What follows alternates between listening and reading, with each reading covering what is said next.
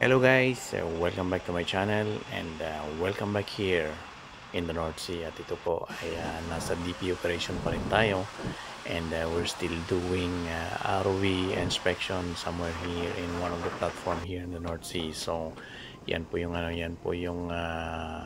trabaho nyo kapag naging DPO kayo or you guys wanted to shift in the offshore oil and gas industry. So yung duty nyo or magiging trabaho nyo is to man the dynamic positioning station as a dynamic positioning operator. So by the station keeping, you had to monitor the vessel's position, the weather condition, the current, the wind, as well as yung thruster and propulsion system. Yun po yung mga binabantayan namin, especially if we are alongside or if you are alongside on a installation or platform or a PSO in the future. So yan po, yan yung mga trabaho namin. It's going to be a 12-hour shift. Sometimes you're going to be on a 6